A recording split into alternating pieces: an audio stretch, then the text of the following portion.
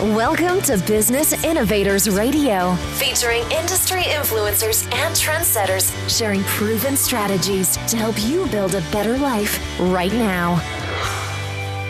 Hello, this is your host, JC Soto with Online Media 360. And today my guest is Aleasha Bahr. She's a sales coach, marketing coach. She's an expert in sales. So today we're going to talk about how to use an easy conversation and turn it into sales. So welcome to the show, Aleasha. Thank you so much for having me, JC. I'm so excited to be here. Yes, and I know you do sales. I know that's your, besides marketing, because I know you also do marketing. But sales right now is your kind of your anchor. That's how you are promoting yourself and helping people out. Who are your clients? What kind of people do you help with the sales process? I know that's for a lot of people, it's challenging. Yeah, solopreneurs and salespeople. That's the core of what you do. And when they come in, are they usually novice people, or they have already sales training and they have some like bad habits and you help them out with that? Or you take them from not knowing anything about sales all the way down to turning that easy conversation, easy, relatable conversation into sales? Yeah, so I haven't worked with someone who's like a complete novice. I would say that some solopreneurs are pretty novice at it, but the difference with a solopreneur and a salesperson is that a solopreneur is an expert at whatever they're selling. So it's much easier to help that person just adjust some things in their conversation and start selling a ton. Whereas like someone who's just never sold anything before and is selling something that they're not an expert that or particularly passionate about, that would be a longer road for sure. And I have not done that yet. So usually I'm working with sales pros who like just want to improve things, but have some training already, or I work with teams too. So helping the team get on the same page and, working with the team and marketing to make sure that everybody's like saying the same thing. And that really helps close rates too. Teams, sales teams and marketing, they used to seem to be always butting heads, right? Yeah, unfortunately, it is really unfortunate because sales is the front lines of your marketing. Like they hear the phrases that people are saying all the time. They hear the challenges and the objections that we're bringing up all the time, which are all really killer marketing material. And marketing needs to pre-frame the people so when they come on the call, they're more likely to close. Yeah. And sales is not just in business. Sales is in life too, because we use sales to sell our ideas to our friends, spouses, everybody that we come in contact with. Now, when somebody, they want to learn about sales and they come to you, what kind of fears do you bring along with them? So usually the issue with someone who is not closing a lot of sales is that they are viewing the conversation differently from any other conversation. So in their mind, they're like, oh God, this is a sales conversation. I'm going to ask for money at the end and they're going to reject me. And I really need the sale because I have this bill coming up and ba-da-da-da. And like, they're just completely in their head and no longer acting like a normal person. So they get in their own way. So it's not like a conversation anymore. They're just freaking out about how to ask for the sale, how to close, right? And how to convince them to buy it. To buy it.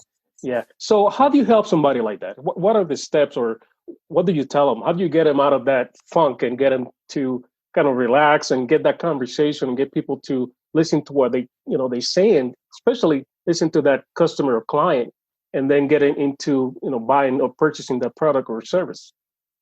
Yeah. So usually just as a starting place, I tell anybody who's like a coach, for example, to treat the sales process like their first meeting. So if the person was already a client, what questions would they ask to truly understand what the person was going through and determine if and how they could help them? And the only difference is that you're not going to tell them how you're going to help them. You're not going to lay out the plan with the steps because they have to work with you to get that. So it's just truly understanding what the person's situation is. And then if you can offer a solution, you're like, oh, great, this is something that we help with all the time. So when they kind of like get out of sales mode and just go into like actually trying to understand this person's issue and what they would do to help them, it's very natural for them to do that. And they really get in their position of expertise and authority. And that comes across, that confidence, to the other person, and they feel taken care of. Because honestly, you can sell somebody just by the questions you're asking being really good questions. And they'll naturally ask really good questions if they're really actually trying to understand what's going on. And that's the core of the whole selling process, asking questions and listening and pay attention to what the person is telling you, right? Yeah. I always say that it's 80% listening and 20% talking. Yeah. And there's a term on in sales that when you buy your own product back, when you talk too much and you keep babbling along and people just, they get tired and they say, well, I wanted it before. Now you kind of convinced me not to buy it. Is that something that you find that is common with the people that you train or you coach? I think the biggest issue is that people just glaze over. They just get bored. Like, you have a very small attention span for somebody, and people like talking about themselves more than anything else you have to say. And you want to hear them talk about themselves and relate everything you're saying to them. Don't talk about your product. Talk about your product in relation to them. And then they'll care. But don't talk about it too much. Like, the best type of sales is when the person convinces themselves because of the answers they have to your questions. That's right. When they come already. And the favorite station is WIIFM, right? What's in it for me? Talk about what you can do for me or your product can do for me instead of talking about you. Right. Nobody cares about you. All they care about is themselves. And it's definitely people have a guard up when they're on a sales conversation. So I always like to say that when the person forgets that they're on a sales call, it's a success. When they think that they're just talking to somebody who's an expert that's helping them solve a problem that they're having, and they're really discussing it with them, that is when you've won, because you get to have a real conversation where you can move forward. Yeah, and that's what we are. We're solution providers. That's what we got to be to our clients and customers. We got to show them that we know what the problem is, we understand it, and we have the solution. And we got to show them that we can also, after that sale, that we can support them, right? Yes, definitely. And you said something that's really important, understanding them. So when people feel understood, they feel like you can help them.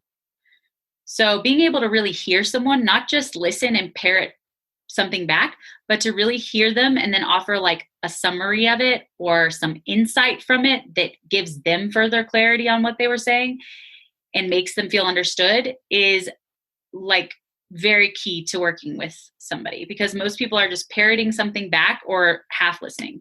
Yeah, the paramount. It's like a doctor. When you go to see the doctor and he asks you all the questions and he do all the testing before he prescribe what the solution is going to be. This is similar to the same concept, being really patient and asking those questions. And like you said, really listen to what they're talking about and take notes, maybe. Keep a really sharp ear on what they're telling you, right? Yes. And after that, which is the foundation, the second layer is listening to what they're not telling you. So you can hear hesitation in their voice, or the way that they're saying something in a certain way indicates that they have a fear about it or an objection about it, and being able to dig into that further. You sound a little hesitant. What's going on? The body language too. Yes, body language, expressions, all of those things. And then noting them, but also digging into it and not assuming what you think is going on. When the clients come in and say, well, I want you to teach me how to do the sales process right, do they come with misconceptions what a sales coach is or marketing coach is? Not so often. I mean, they usually come in with something that they've already tried. So I'm all about customization to you. So the issue is have you ever heard, this 7-figure script, use it word for word. This is exactly the script that I use to sell 7 figures. And they buy it and it doesn't work, even though they're implementing it. And then everybody says it's because you're not implementing it right. And they think that something's wrong with them. And it's just because you're an individual, you're a different person. So I'm all about customizing things to somebody. So if there's things that they're currently doing that feel good to them and get a good response, let's keep those things. And then let's tweak these things. And everyone feels open to that. And it's honestly just the first thing that we do is put together a custom script, and that alone improves their close rates dramatically because they're always missing a ton of stuff usually. Can you give me an example of someone that you worked with that it was having a heck of a time making some sales and then improved and saw the difference and it was convinced that, this is the right way to do it? Yeah. So pretty much everyone that I've worked with, I can give you an example of one specific client because it's always nicer when it's just one specific. He was a Facebook ads coach and he took Sam Ovens training, which is very common. If you don't know Sam Ovens, he's like the original course funnel guy, and he's very high pressure sales, typically like very hard, cold. And so these scripts that they were using had absolutely nothing to do with their product. They were very generic. So he's a Facebook ads coach. He helps people set up a webinar funnel, but he was asking questions about, their goals and their life dreams. And if they were at this place in 12 months, how would they feel? And if they weren't, how would they feel? And the result is the person feels like you didn't ask me anything related to my business and my ads at all. It's also, if you're in this space, you've heard the sales conversation so many times that you are not convinced by it. It's tired. You know exactly what they're going to ask, and you know that they're going to parrot it back to you and say, well, if you really want to reach this goal, or if you want to repeat this pattern, then, you have to do this. And it's almost like shame selling a little bit, like, well, you're not really serious about your success then. You're not really serious about these goals that you told me you had to, go to Italy next year with your family or whatever. So I come in and I'm like, why would you ask these things? Like, ask them what their programs are, what their price points are, who have they worked with, what their results were, what have they tried before, what did they like about it, what didn't they like about it, what's making them look into this, what is their goal working with you. That information is going to help you so much more, and it's going to make the other person feel like you're actually having a conversation about their problem than any of these generic scripts. And the selling process has a framework that is to be followed, but everybody has their own challenges that they want to be listened to. Like we talked, in the beginning of this conversation, that you need to listen to what is going on with that specific prospect instead of trying to memorize and remember every step of that script. That is a high pressure script. It's what it is, because it's not really geared to help that person, but it's geared just to sell regardless of what the issue is. Yeah, absolutely. And I'm a big framework person too. I don't really love word for word scripts.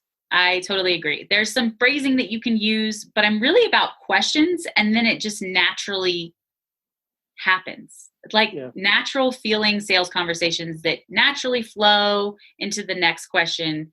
And I always compare, like I have this metaphor, those little boutiques, pasta shops. So if you were to go in and ask them what pasta sauce you should get, and they said, have I told you this before, JC? Yeah, I heard it before, but this is a good analogy. Okay. So you walk into a pasta sauce and you ask for the recommendation, and the person says, oh, well, do you like soccer? And you're like, why are you asking me that? Like, that's so irrelevant to what I want. And it's the same thing as asking somebody, what vacations are you trying to go on this year or something? If they ask you, oh, what kind of spices do you like? What kind of meats do you like in your pasta? What kind of vegetables do you like?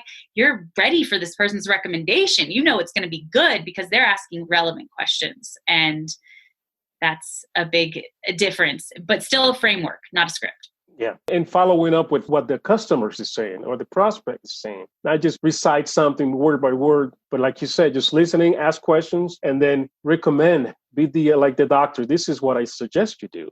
This is what I have for you. Prescribe it. Yeah, based on your answers. So it's custom to them. Yeah, exactly. And if you were to give someone maybe 3 to 5 tips on how to improve their sales process, what would you tell them? So I would definitely say completely detach from wanting the sale and just focus on helping the other person. Can you help them? When you're trying to help someone, what do? You ask questions to understand what's going on, relevant ones, and you dig deeper depending on what the answers are. So focusing on genuinely helping someone. The other thing I say really makes a good salesperson is passion, curiosity, and empathy. So if you're excited about the result that they're going to get, they're going to be excited about the result that they're going to get working with you. And curiosity plays obviously into the questions that you need to genuinely want to find out what's going on. And then empathy is being able to understand where they're coming from and offer them that customization that they need moving forward based on where they've been. So I understand that you've been burned before. That's really difficult. We make sure that you're taken care of because of XYZ reasons, or I understand that when somebody doesn't communicate with you like your last experience, how frustrating that is. That's why we have 3 meetings a week. Not that anybody would really want that, but you know what I mean. And another one is, oh my God, I just lost it. Oh, connect everything back to the end result. So a lot of people focus on the how of what they're selling. So for example, I was working to somebody who sold paid search, and he was explaining that he did an audit. And that just sounds boring already. It's so boring. So we do an audit so that we can make sure that you're getting the most leads for the least amount of money. Oh, everybody wants that. So connecting it to why you're mentioning that piece of your service, because it equals this end result that they want. Be clear with what you offer. Yeah, like we have a tendency to assume that it's obvious why I'm mentioning this piece, but it's not. Even if it is obvious, it is so much more helpful to connect the dot for the other person, because they're just hearing repeatedly over and over how they're going to achieve their goal with you. That, like, in the end, they have a list of things in their mind, and they know they're all going to equal this. They're not going to remember the specifics of your stuff. They're just going to remember, she said I was going to get more leads for less money, is basically what it came down to. But if you don't say that, then it's like, I don't know, they offered stuff. They're looking for something that will trigger them to feel like, well, this is exactly what I want. He said what I wanted to hear, what I'm looking for. And that's what they remember. Yes, but in an authentic way. Like not like they're just saying it because they know that's what I want to hear. After listening to the questions and listening intently about what is it that I can help you with. Because not every opportunity is going to turn into a sale, because as an honest salesperson, you should be able to say, well, this is not my neck of the woods. I can refer you to somebody else because honestly, I can't help you. This is not my expertise, right? Yeah, they'll appreciate that every time. They'll refer people to you. Sometimes they'll still want to work with you. The less desperate you are for a sale, the better you're going to sell it every time. And talk about mindset. What's the mindset that we should be working on when we go to a sales call or even a phone call or any sales situation that we're going to be working with? Yeah, so honestly, mindset is probably at least 50%, if not more. If you're in a bad mood, I would reschedule that phone call. If the other person is in a bad mood, I would reschedule that phone call. Nobody buys or sells anything in a bad mood. The more confident you are in what you're selling and passionate you are, the better you're going to sell it. So you really want to believe in whatever you're selling and get excited that you're going to solve this person's problem, because that is really exciting. This person isn't going to have to deal with that anymore. And that's awesome. And also just appreciating humans for being like, get into it. Their story. Everybody's unique. They have ridiculous stories. Everybody's been in love. Everybody's had a heartbreak. Everybody's had a challenge. We're all mothers, brothers, sisters, fathers, like just regular humans. So going into it, remembering that this person has a life outside of you and that you're helping them with a small piece of it can really help you just come from the right place of empathy and support and help. Just basically focusing on them instead of thinking about you. Basically having a conversation with 2 human beings. That's it, right? It is. It really is. And the money happens as a result, a byproduct of it. It's not any different. And tell me something, what was the spark that got you started in sales, doing sales coaching or helping people improve their sales process? So it just brings me so much joy to help somebody make money and become more confident at the same time. And knowing that, I mean, I really only want to work with people that care about their clients and take pride in doing a good job for them. So also knowing that they're now going to help more people with whatever they're doing in a quality way. That just really gets me jazzed. So what did you learn years ago that you still use today? Even maybe in business, maybe a lesson that you learned when you were younger? Oh man. Well, forget potential. How many people waste time on potential? Like, move forward with something that's already the way that you want it. So a lot of times that relates to a relationship. A girl will get hooked on a guy because he's got potential. This idea has potential. Okay, why don't you just go forward with an idea that's going to work? Like, not one that has potential if you like tweak all of the little things and stuff, you know? So, I mean, a lot of times people get stuck forcing something and wasting a lot of time and energy on things because of potential. Do you have personal experience on that you can Of course. Oh my God, yeah. You tell. I wasted 5 years on a guy because of potential. He never fulfilled it. Spoiler alert. I see. But not just that, there were client relationships that I had that I kept thinking were going to change because there was potential. And there were people that I hired that I wasted time on because they had potential. And it just would have been a lot easier I am just learning more and more to trust my intuition. If you're sitting there selling yourself on why it could work, it's probably not gonna work. You're already in trouble. If you do that, you're already in trouble. Yeah, like if you're like, oh, I don't feel great about this, but it could, but. Yeah, just move on. Like, trust me. Maybe there's a very small percentage of times that it ends up working out, very small. But statistically speaking, you will be so much happier that you went on to because life is choices and opportunities, right? And you're wasting all your time on this one that's like, but there's this other one that's like a home run, slam dunk. Already going. It's already going. So there's like a small chance this one might work out. Just go after the one that's the slam dunk. And if you don't know it yet, if you don't have it yet, you will as soon as you let go of your time and energy on the thing that you're like forcing. Unrealized potential. Oh, yeah? Yes. And you know what? I used to do that with businesses, with clients. That's why I'm really careful about working with startups, because startups are, they have potential, but they're not. Yeah, it just can be a headache. But someone that is succeeding despite of their own mess ups, you can strain them out and keep it going. It's just risky, statistically speaking, and a lot of times doesn't work out. And it's a frustrating. Like, even though you might win, it was a frustrating road to that win. And I mean, some people like that, I guess, but I'm not really into that. Like, I like a challenge, but I'm not trying to be frustrated the entire time. I think it's more fun when it's like effortless. Good advice.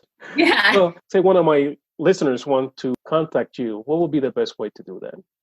Yeah. So my website, www.aleashabahr.com, is where I have 6 things you can do to immediately close more business. And I have daily emails that go out that are just value. And I get a lot of really good feedback on them. You can always unsubscribe, but people always say they really like them because I'm not selling anything in them. And then I have my group coaching program, which is $47 a month. It's very affordable.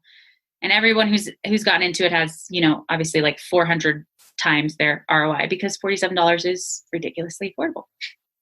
And your email address? Oh, and one-on-one coaching. I do one-on-one coaching too. And my email address is Aleasha@aleashabahr.com. And you're on Facebook and LinkedIn? Facebook and LinkedIn. Those 2. Great. Aleasha, thank you for taking off your busy schedule to come and talk to us about sales. One of the ingredients of being successful is being able to master sales, be able to, like you said, have the conversation and be able to listen to our clients and customers. Do you have last minute tips for my listeners? One of my favorite quotes is, there are no failures. You either got the lesson or the result that you needed. Self-feedback. That's all it is. Yeah, just listen to it and improve. There's no failures. It was something that needed to happen. You needed to learn that. And sometimes you just won't listen to somebody else. You got to learn it for yourself. That's right. Well, thanks, Aleasha. And to my listeners, all her links are going to be just below this recording. Thank you, everyone, for listening in. This is JC Soto with Online Media 360. Until next time, take care. Bye now. Thank you so much, JC. Thank you. Thanks for listening to Business Innovators Radio. To hear all episodes featuring leading industry influencers and trendsetters, visit us online at businessinnovatorsradio.com today.